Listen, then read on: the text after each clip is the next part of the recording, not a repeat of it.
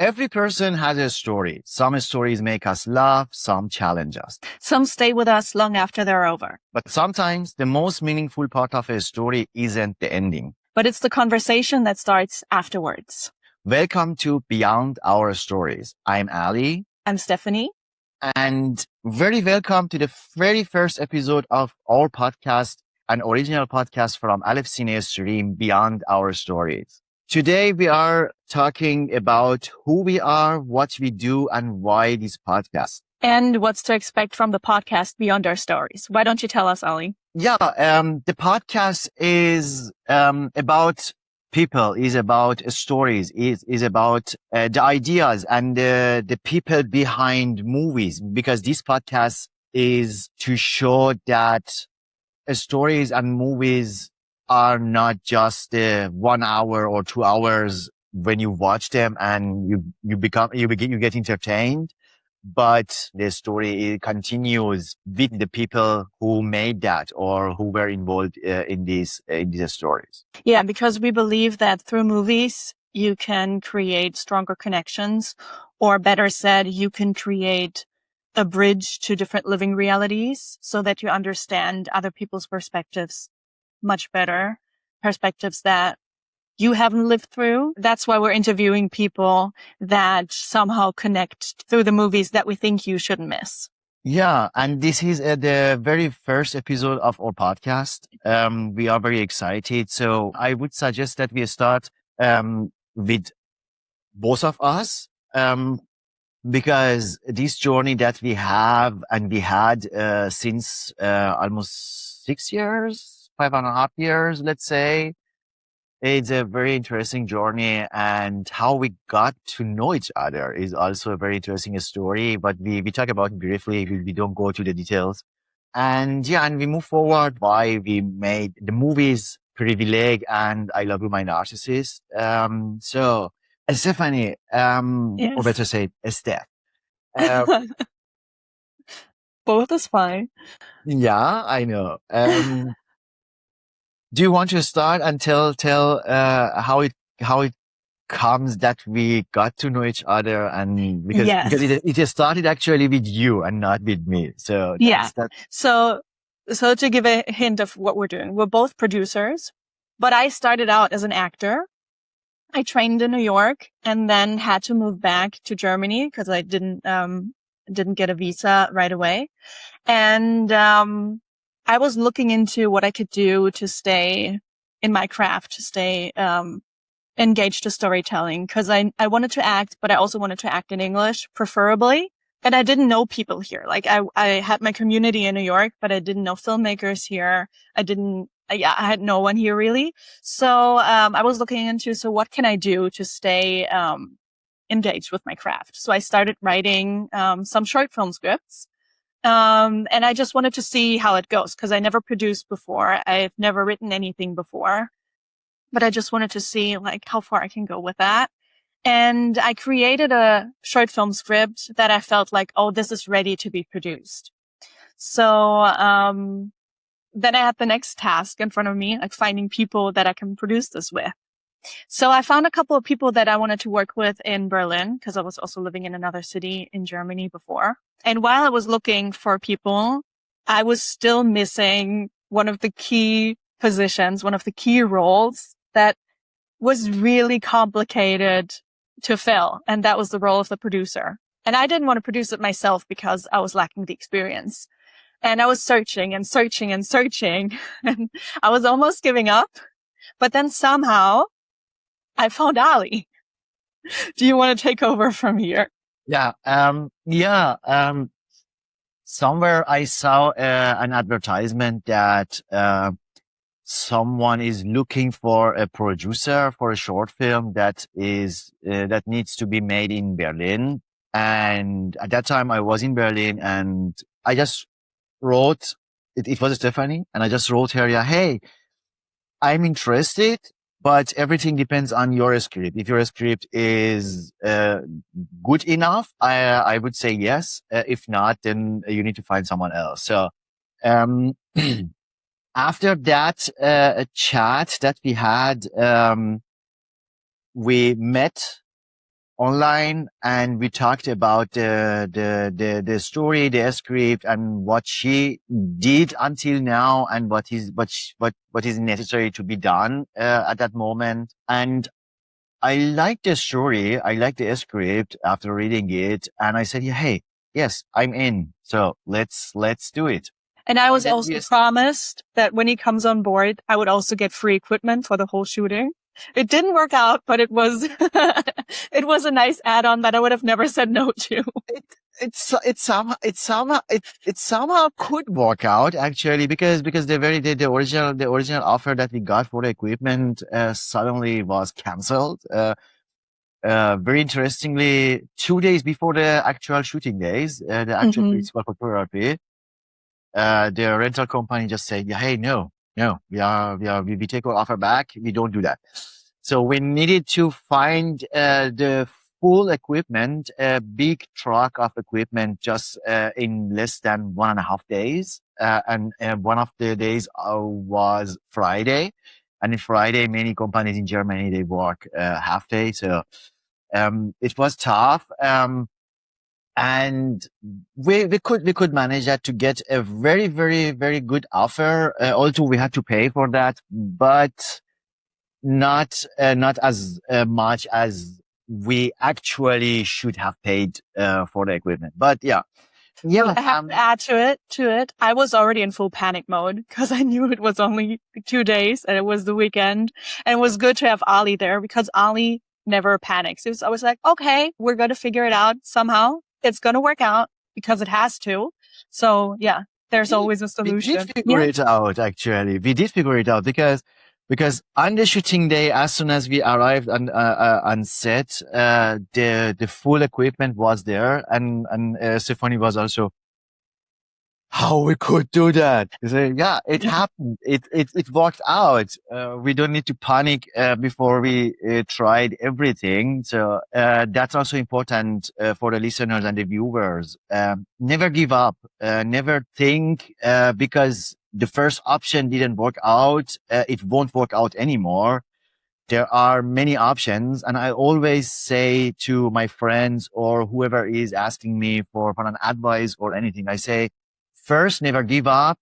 Second, always ask people. Always ask, because you never know until you ask. And if you ask someone for support, for help, for a favor, for anything, there are two options.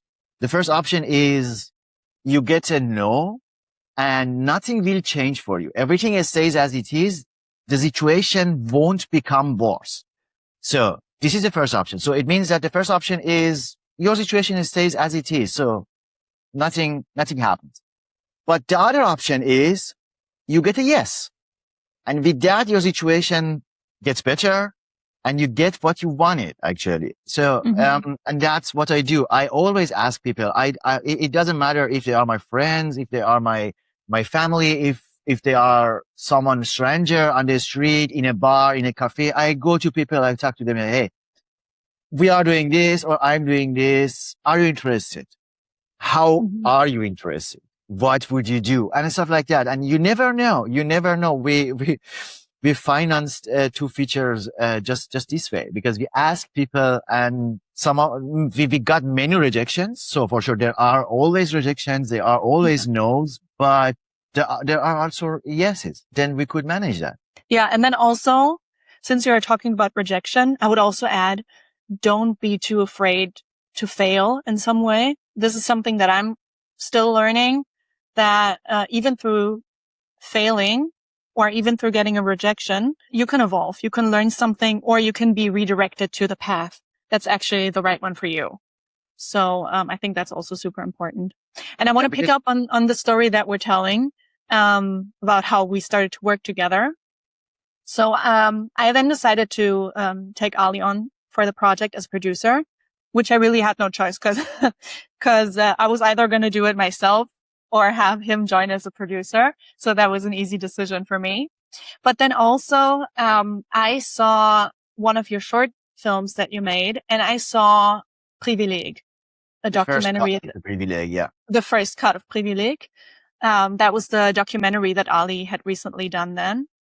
And after watching those two movies, I felt like we strongly aligned on our creative decisions. And I also really wanted to have Ali as the director of my short film. So that needed a bit of convincing because Ali didn't want to direct at all at that time. I think you're more open to it now, but at that time you were not open to it. No, I'm not open to directing even now because I don't like directing. I like producing and I like distributing, what I do mainly now. But sometimes directing becomes an obligation for me because you and I have a clear vision of how our stories and movies should look like and should go on from the story, from the implementation, from the creating and everything. We have a very specific imagination and expectation. So, and to find good directors who have a clear and a good vision as close as to our vision is very hard and very tough.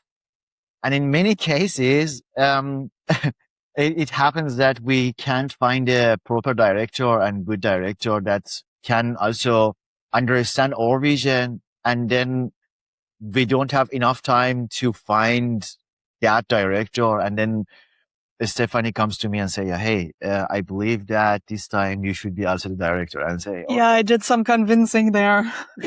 Well, times. And I said, yeah, hey, if it's the way, it will work out and it can work out. And if it's the only way, then I take over the directing for sure. It would be too much more work for me, but I take over and do that. And that's why, I directed also I Love You, My Narcissist. You see also half of the poster behind me. Yeah, and that was exactly the case because we reached out to a couple of directors, good directors, that we liked their work, but their vision for this project wasn't even close to our vision. So we had to make it in a way that worked for us as well. So that's why we came up with the idea that I should direct the movie myself. Yeah, and I think to be fair, I think for this project, it also made sense because we already put in so much research and we interviewed the survivors together. So I think you were already in the space where you knew so much about the topic that I think that was exactly the right choice for the project as well. Yeah, it's working between us to make projects together and make movies together because we have similar vision and similar goals with our projects that we want to tell and we want to show. And for the listeners and the viewers who are listening and watching, and they are asking what kind of projects at all, we'd like to create projects that are socially critical, that have a message, and that could make a change in the society and in the world. Even a very small change, it's worth than millions of views and purchases and sales. If we have, for example, 1,000 people who understand in a specific situation with just one of our movies, it's more worth for us than having 10 millions of people watching the movie and they say, yeah, okay, that's enough. So we want to make a change with our projects. We want to tell stories from the communities, from the groups, and from the minorities that are not heard, that are not seen. We want to amplify their voices, to show that they have a voice. We support them, and there could be also changes, even small changes for this community. Yeah, I think for me, that came from, like I had a long time in my life where I felt like I couldn't express my own voice and I didn't feel seen and feel heard. And I had a couple of people that really helped me on that journey to find my own voice. And I also do think that it's important to use movies to show different perspectives of lives. Because I think if you know as much as possible about what other people are going through, then I think it's harder to fear them or hate them.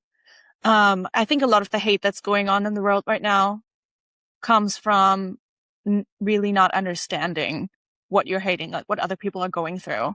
So if we see more perspectives, if we can create more empathy with the movies that we show, I think that can help a lot. Yeah, and to achieve that, also the movies need to be seen, because you can create a movie and then put it in your closet and then just show it to your family, friends who visit you. That's also must often is the case for many filmmakers. But for us, it is also important to reach the proper audience with our movies to transfer the message that we have with our movies. And to be able to do that, we started our streaming platform, Aleph Cine Stream, because the traditional distribution for films and movies is dead, and financially, economically, and strategically, it's not worth it for independent, unknown producers, unknown companies to go the traditional distribution way. So we need to think of a new idea of how we can reach our audience and we can transfer our message that we have and we want to tell the society. And that's why we started Aleph Cine Stream, a streaming platform where we showcase our own original productions at the same time. And also we hand select every other movie that is available there. So it means that we watch every single movie that we get from other companies, from other filmmakers, from other people. We watch them through and then choose which one is close to our mission. And then we put them on our streaming platform for the audience that we have and that we get. Right. If you are interested to see what movies are available on our streaming platform, so feel free to check it out. You can go to your browser and enter www.ac-stream.com, or even you can go to your App stores on iPhone and Apple TV, Android TV, Android cell phones, iPad and tablet. And on the App Store or Google Play Store, you can search for Aleph Cine Stream, ALEFCINE Stream, and the app will show up, and you can register for free and watch the movies you like. And there is also no subscription, there is no advertisement there, so you can enjoy without any interruption and without any hassle. So let's say. And to add on to that, you would also have the movie forever. So you buy it once. It's the maximum price is the price of a movie ticket. And you will have the movie forever. You can watch it as many times as you want. It will always be with you. Exactly. And for example, the movies that we talked about, like I Love You, My Narcissist and Privileg, and also even the short film Ali and I met each other with, they're all on the platform. Yeah, it's called Anniversary, the short film. Yes. Yeah. I'd like to talk more about Privileg and I Love My Narcissist. Because, yes, let's do that. Because many people think why these two movies. So I'd like to start with I Love My Narcissist because you were involved much more than you were involved in Privileg. Yeah. And the original idea came from you. So if you can tell why this idea and how it comes that you choose this idea and this topic, that would be amazing. Yeah. So it started 4 years ago. We've been working on this movie for a long time, which is also fairly normal for indie productions to spend a lot of time with a project. We were looking for a new topic for a documentary. And at that time, I already did a lot of research out of personal interest and personal experience about narcissistic relationships. And I felt like at that time, people already started talking about the topic, but in a very either comedic way, like like a narcissist is just somebody that's self-involved and is not dangerous for other people. And also words like narcissism and gaslighting were used, but without people fully understanding the meaning of it. Like they were just randomly, carelessly thrown around. And I felt like, I think we should really talk about what this means and what this means for the people that are exposed to that have to live through that.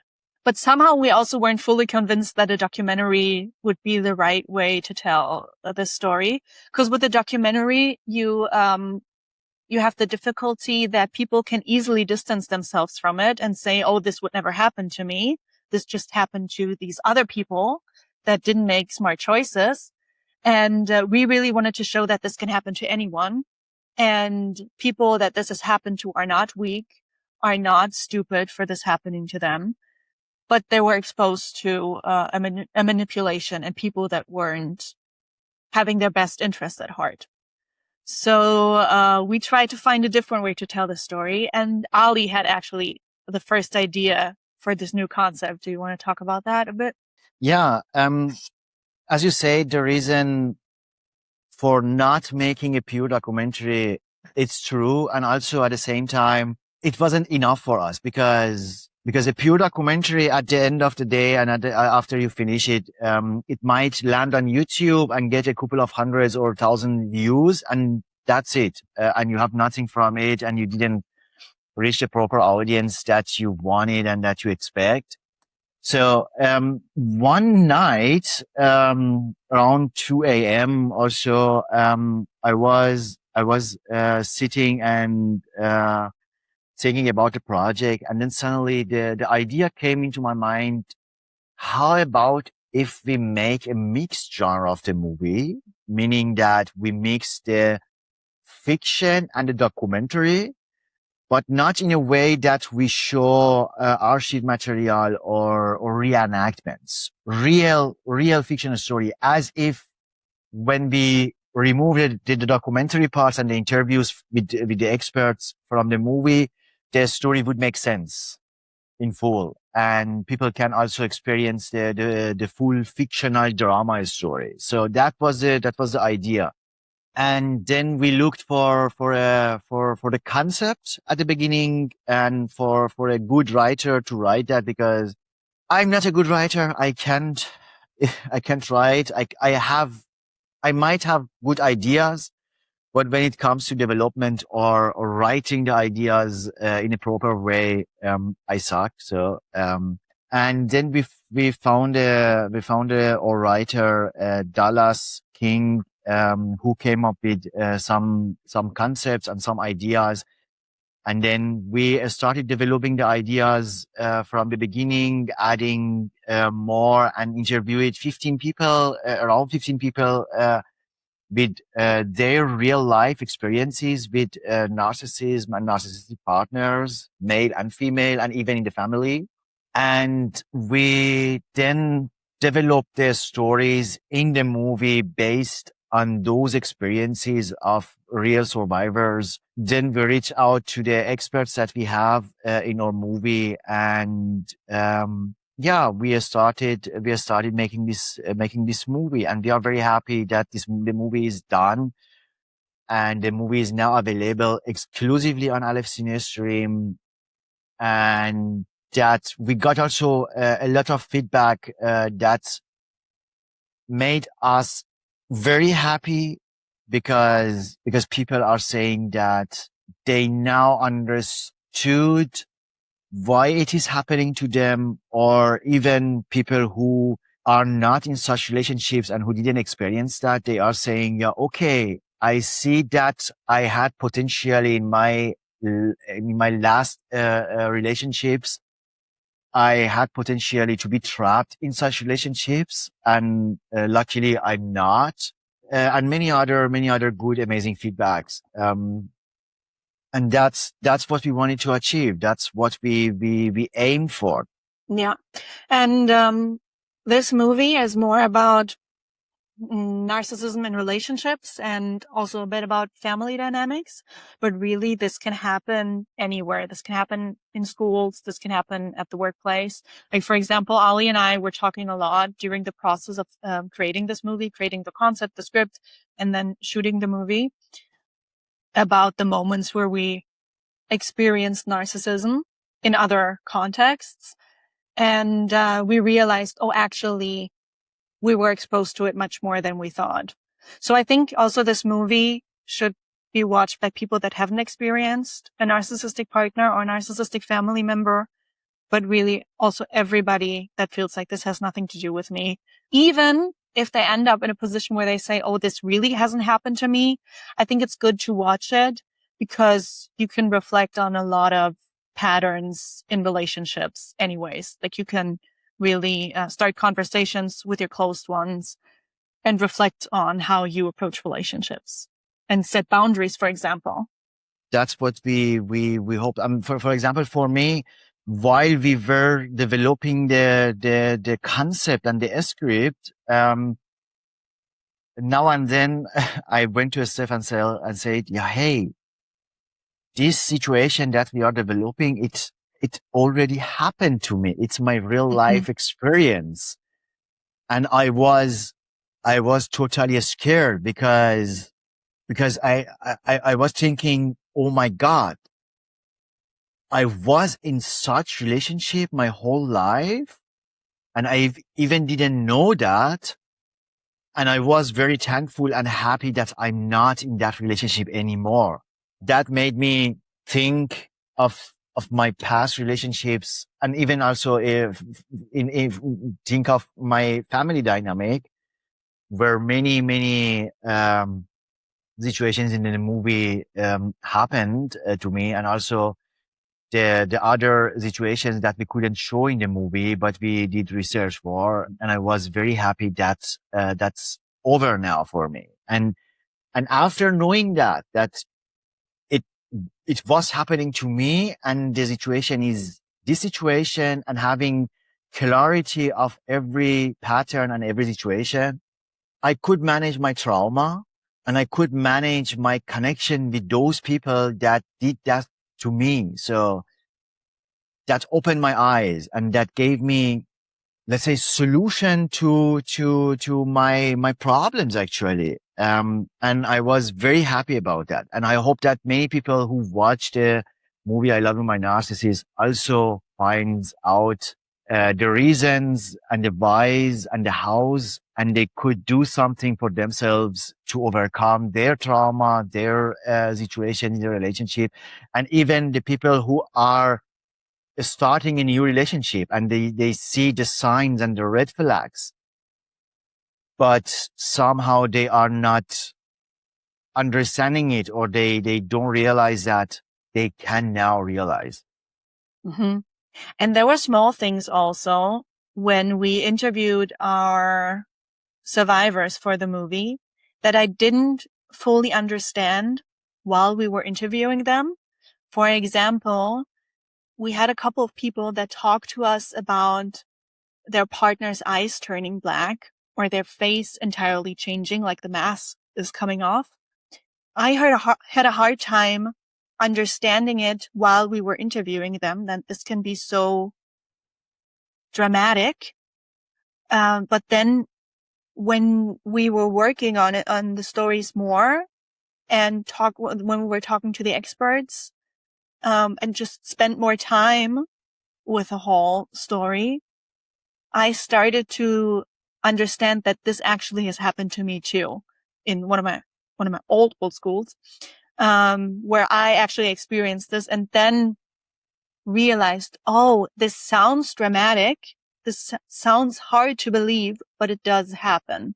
If you are interested to find out more, go to Aleph Cine Stream, www.ac-stream.com, and you will see there the movie I Love You, My Narcissist, and you can watch a trailer there. And if you like, give it a try and watch it, and share your thoughts with us about the movie in the comments or even a review on IMDb or Letterboxd about the movie. That will help to reach an even wider audience internationally, so we could help as many people as possible. Yeah, and we really mean that when we say share your comments, because we also want to improve for the coming movies. If there's something where you say, "Oh, this could have been better," or "We like this," then tell us. So yeah, so we know what our audience really wants to see. Now we talked about I Love My Narcissist. Whoever is interested, just go check it out. It's worth your time and you won't regret it. Believe us.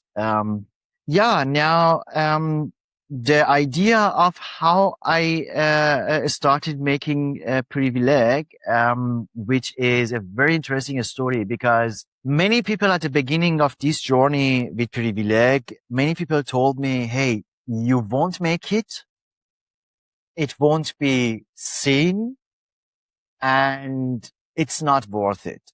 And many people tried to talk me down on doing this project, and they told me, "Hey, you are wasting your time," and so and so and so. And that was also your first feature documentary, right? That was also my first feature and my first feature documentary.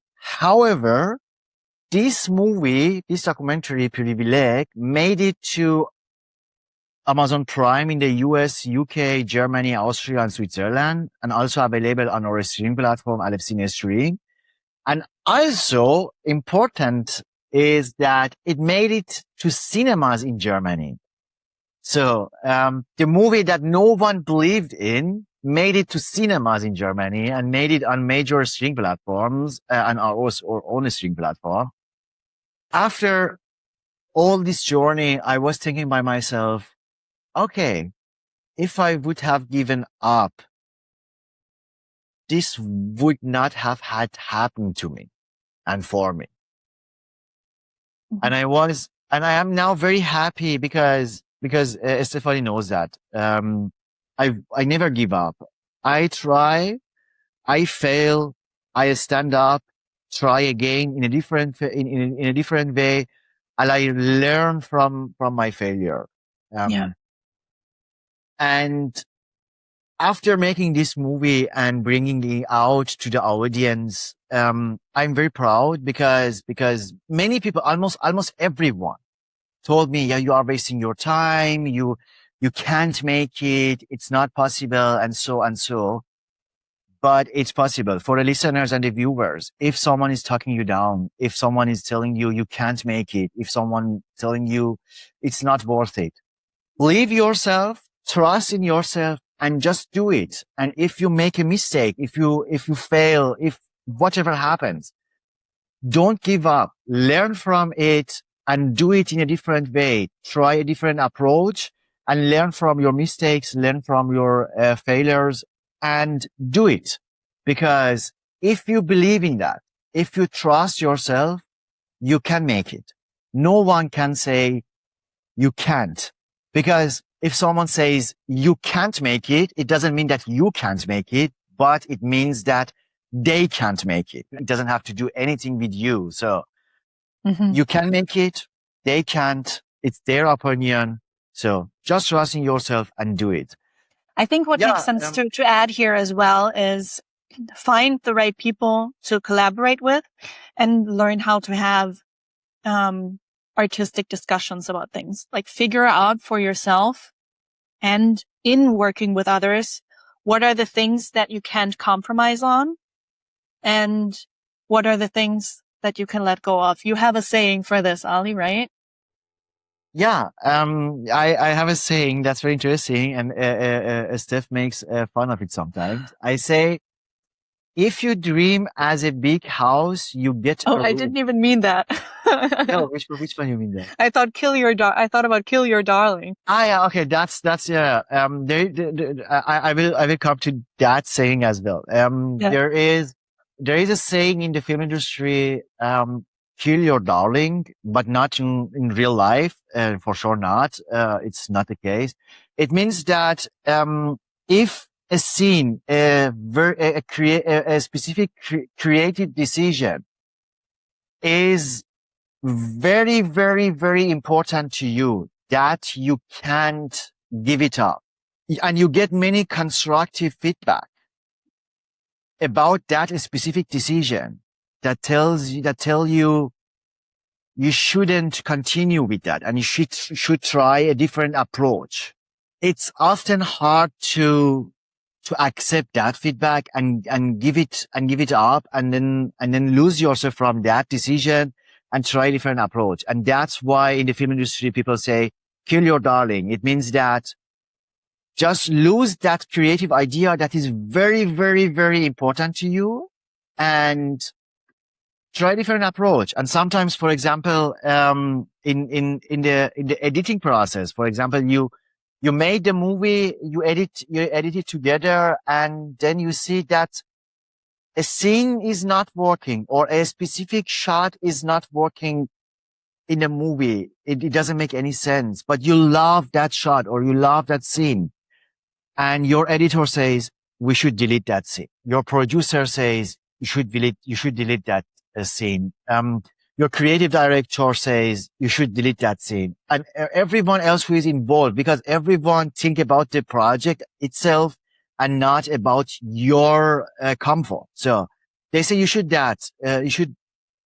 delete that scene, but you don't like to delete that scene because it's your favorite shot, favorite scene. And this is the saying that comes in: kill your darling. If you do that, you put even much more value into your movie or into your creative work. And we did that a lot with Privilege, with I Love You, My Narcissist, with Anniversary, and with many other smaller projects that we did.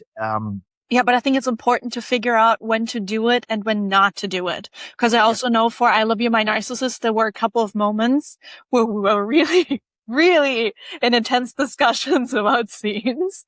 But you insist that we should do it that certain way. And some of the scenes, I might admit, even turned out to be some of the best scenes. You admit it already, actually, because they're very not publicly. I can recall two specific scenes from the movie that before we start shooting the scene, Steph came to me and said, "Hey, this scene is not going to work out. This is not worth it. It looks bad. I don't like it. Don't do that. Don't do that." My DP came to me, "I don't like this. Don't do that. Don't do that." The other department came to me, "Don't do that." I said, I want to do it because it makes sense. It's not my darling, but it makes sense. And after doing it, after editing the movie, after putting that specific scene into the movie, after the first time watching it, Steph came to me and told me, it worked. "This scene looks good. I'm happy that you said yes and you didn't accept my reasons." And it became also the favorite scene of some people who watch a movie. They say, "That's my favorite scene because it looks very good." And that's why we made that. I can for example tell one of them which scene is. So if you want to don't check spoil it out, it. and Don't spoil it. I don't spoil it. I don't spoil it. Is a scene that Michael is playing piano and Emily is singing behind, and we see Sarah in a different way. So just watch a movie, figure out that scene, and just write in the comments. We are very excited to hear what you think, and if you could find it. So that's very interesting. But yeah, now that now it became one of the favorite scenes for some people, and I'm very happy about that. I don't regret it. Yeah. So, but I made you sometimes important to do your creative vision. You should be able to separate the kill your darling and to doing your vision at the same time. So it's very important to understand what is what and how to do it and how to approach the right decision. Yeah. Which is also why you're good at directing, and I want you to direct some of our movies. I don't like direct, but yeah, as you say. But I stopped you. We can discuss that project based. Okay. I take that for now. But I stopped you from talking about Privileg. You also didn't explain what Privileg is about. Maybe that would be good to add. Privilege is about one person in the LGBTQIA plus community. It's about Henry, a person that lives in Berlin. It is primarily focused on his experiences in Berlin, but they reach internationally. So since it's about topics like religion, identity, politics, partnership, it is working internationally as well. Yeah. Thank And you. it's following Henry's life and Henry's perspective on everything. Yeah, I'm not good with the storytelling when it comes to words, but my vision of making movies is very different. I mean, sometimes it's also hard when you spend so much time with a project, like we also experienced on other projects, then you just want to tell everything and focus on everything. Well, I think from the outside, then sometimes it's easier to say, oh, but no, but it's that. Yeah. And I haven't worked on Privileg. I only saw an earlier rough cut of it. And then I helped distribute the movie as well. Yeah. Yeah. And thanks to you, it got a theatrical release on Amazon Prime, in the US, UK, Canada, and, Germany, Austria, Switzerland. So. But yeah, thanks to me, meaning really that I just pushed Ali to keep on working on it, keep on finding a distributor for it. It doesn't matter. Thanks to you. How you did it, it doesn't matter. It matters that it's just because of you. So I'm very happy about it. And yeah, if anyone is interested to find out and to see what is it about and, how, the situations are showed in the movie, feel free to check it out. Go to Aleph Cinestream, www.ac-stream.com, and watch the full movie there. There is no registration, no subscription. There is free registration, no subscription, no advertisement.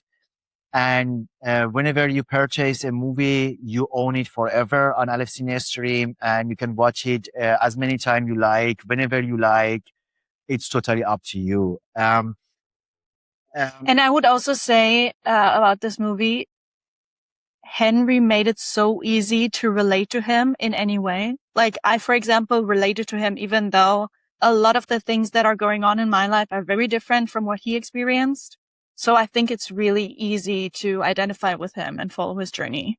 Yeah, we are moving slowly towards the ending of the very first episode of the Beyond Our Stories. Thank you so much, Stefanie, for starting the podcast with me together. I mean, it's going to be a fun journey. That will be a very fun journey for sure. And for people who are asking if we are just working together, no. There's a clue in here. We have the same last name. Yeah, exactly. We have the same last name. So, you can figure it out.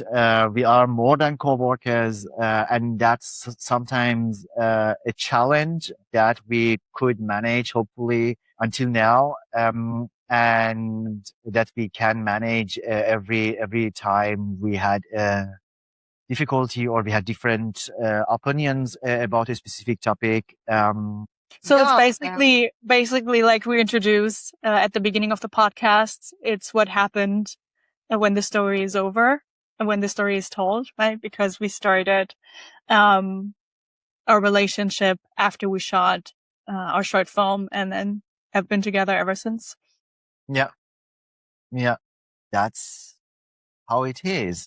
There is a signature closing question that I ask every guest that we have. Today, my guest is Steph, but she's not actually but I'm a guest. Also hosting. She's the co-host of the podcast. So, but today she is, let's say, as a guest. I'm also today as a guest-ish, but we are the host of the podcast, both of us. So. We ask always, the last closing question the same for anyone and everyone. So, Esther, what is the one story, one movie, or even one personal experience that you can always remember and change how you see people?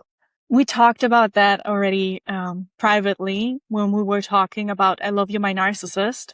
For me, I Love You, My Narcissist would be a success if it just changed one person. If one person went away with it and felt like this has done something for me. But I didn't consider that the journey with this project would also change a lot for me, because it also changed a lot about my own relationship. Our relationship got so much better because of the conversations that we had around this movie and the obstacles that we had to overcome with that. And then also other relationships to my close people have improved immensely since we worked on this project. And I would give everything for that. So yeah, it really is this project that changed the world for me.